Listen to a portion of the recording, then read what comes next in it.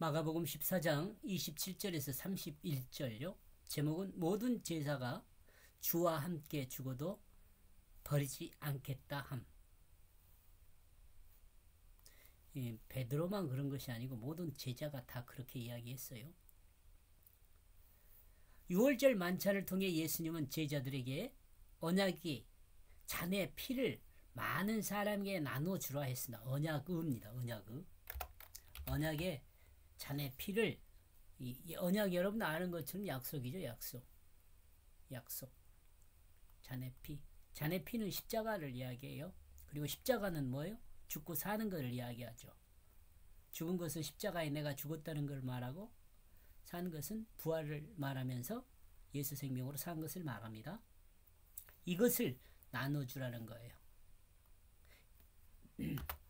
이는 예수의 생명을 나눠주라는 말입니다. 그리고 성만찬을 통해 이스라엘 백성이 6월절을 지키던 방식을 새롭게 하여 기념하라는 것입니다. 요 새롭게 하는 건 뭔지 설명이 됐나요?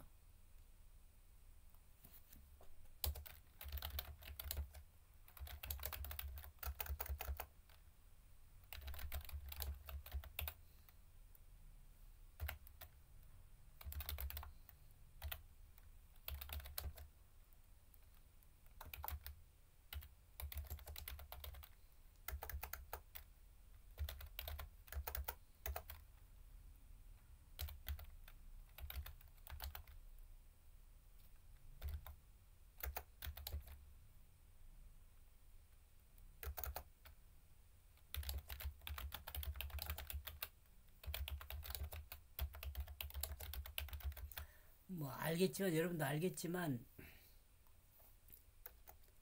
그 6월절이라는 그 방식이, 기념하는 방식이 어린 양에서 떡과 포도주로 기념하는, 떡과 포도주로 하는 성찬으로 바뀌었어요.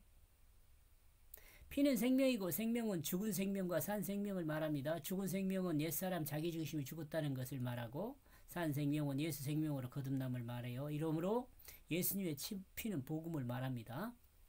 그리고 본문은 가장 예수님을 잘 따르고 예수님의 교훈을 잘 듣던 베드로가 예수님을 부인하는 극한 상황이 다가오고 있음을 말씀하고 있습니다. 이거 성경을 아는 사람은 이해하죠.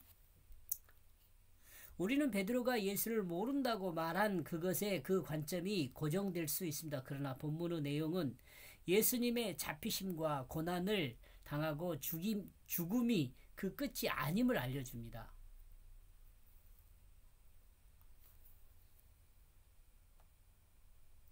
고난당하고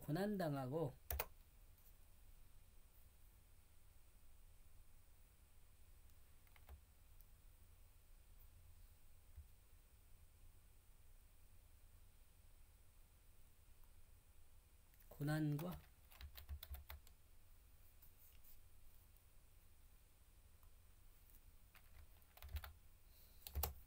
그 고난과 죽음이 그 끝이 아님을 알려줍니다. 주님이 다시 제자들을 찾는다는 것에 그 포인트가 있다는 것을 알아야 합니다.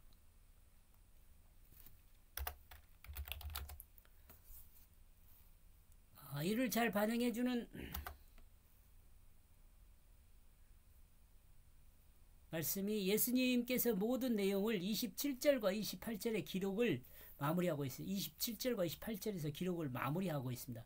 이후에 제자들의 반응에 대한 문제점과 해결점을 말씀하고 있다는 점에서 발견할 수 있습니다. 있다는 점에서 이를 발견할 수 있습니다.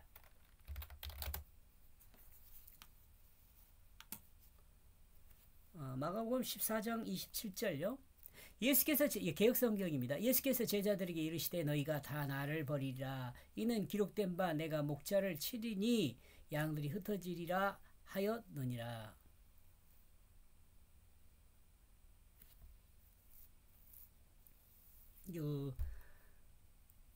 우리가 성경을 보면서 어린 양 그러면 예수 그리스도를 말하잖아요. 근데 여기서 양들이라고 그러잖아요. 그것은 그러니까 양이라 그래서 무조건 예수 그리스도로 이렇게 연결하는 것도 조금은 우리가 주의를 해야 합니다. 여기서 양들은 제자들이잖아요. 그리고 그 예수는 자기 제자들에게 말했다. 예수님이 잡힌 후 제자들의 반응에 대해서 예수님께서는 제자들에게 미리 말씀하셨습니다. 6월절 어린 양이신 예수 그리스도는 다른 사람들과 함께 하지 않고 제자들과만 있습니다. 지금 이때는 아마도 베드로의 장모나 야고보와 요한의 어머니는 같이 있지 않았을 것으로 보입니다.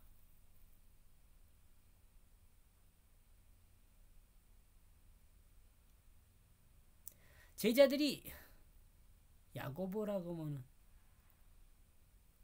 형제라고 요 야고보는 형제라고 해야겠네요. 예수님의 형제 야고보요. 제자들이 미래에 할 행동에 대해 예수님께서는 다 알고 계시고 있습니다. 그러므로 제자들에게 어떻게 해야 할지를 미리 알려주는 거죠. 그러므로 차후 제자들이 다시 예수께로 돌아올 수 있는 넓은 길을 열어놓은 것입니다. 열어놓고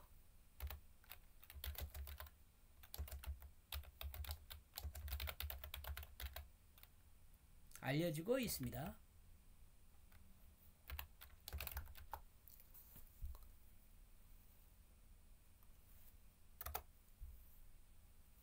알려주고 있다. 이렇게 합시다. 이 사실을 아는 사람은 그리 많지 않았습니다. 왜냐하면 너희들은 각각 나를 버리게 될 것이기 때문이다. 각각 나를 통째로 버리는 것이 아니라 각각 그 개인 생각으로 이렇게 이해하면 될 것 같아요. 예수님은 제자들이 스승을 버리고 자신들만 살기 위해 도망간다는 그것을 제자들에게 말하고 있습니다. 이는 제자들 입장으로서는 긍정할 수 없는 내용이죠. 쉽지 않죠. 그 상황에 닥쳐보지 않았으니까. 또한 생각할 수도 없는 이야기죠.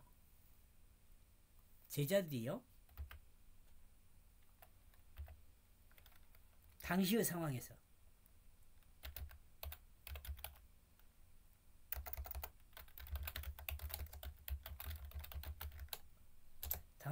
생각할 수도 없는 내용이에요. 왜냐하면 제자들은 예수님이 이스라엘 왕국을 회복할 그것으로 생각하고 있는 사람들이 대부분이기 때문에 그렇습니다.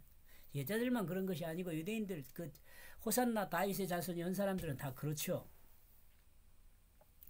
그런데 이제 성전을 떠나 감람산으로 가면서 너희들이 스승인 나를 버릴 것이라고 제자들에게 말씀하고 있습니다.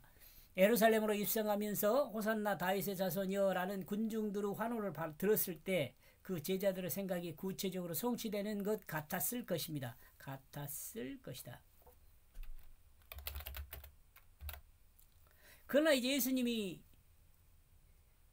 예수님을 팔 제자가 있다느니 자기 살과 피를 언약의 피와 직접적으로 비유하면서 말씀하시는 것을 듣고 배운 제자들은 혼란스러운 괴로움을 겪고 있는 상태였을 것입니다. 이런 제자들에게 주님은 너희들이 각각 나를 버리고 도망할 것이라고 이야기를 합니다. 참 어때요? 두렵지 않을까요? 이럴 때는 그럴 것 같은데 제자들이요. 예수님도 죽음 앞에 있는 그런 어떤 상황이 조금 두려움이 있었을 수도 있어요. 나중에 기도하는 것을 보면. 왜냐하면 거기에 기록되어 있기 때문이다. 거기는 성경이죠. 성경. 그죠?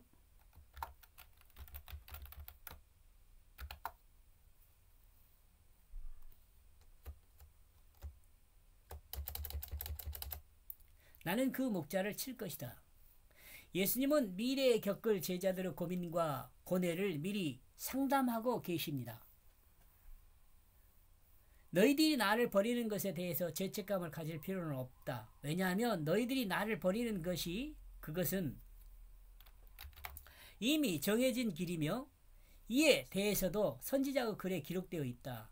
이 내용은 예수님이 직접 인용한 내용입니다. 그러므로 해석하여 적용한 내용이라 할 수 있습니다.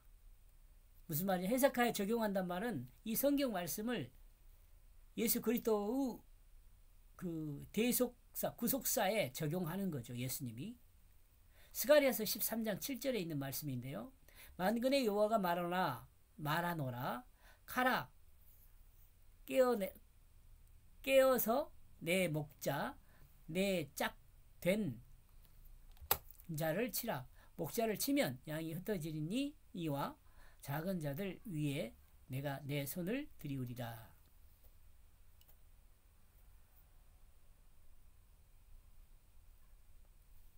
그래야 그 양들이 흩어지게 될 것이다. 기록됐단 말이야.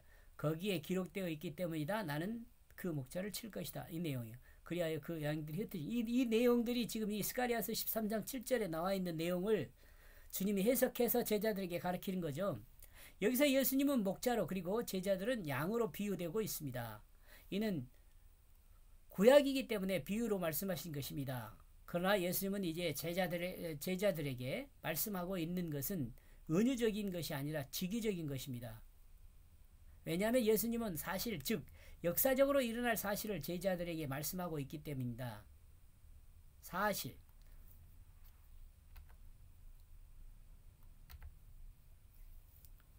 어쩌면 28절은 내용이 없다면 제자들은 이제 끝났습니다.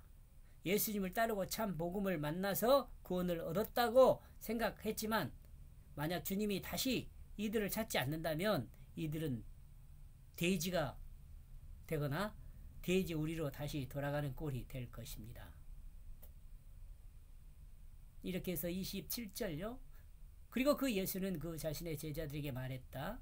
왜냐하면 너희들은 각각 나를 버리게 될 것이기 때문이다. 왜냐하면 거기에 기록되었기 때문이다.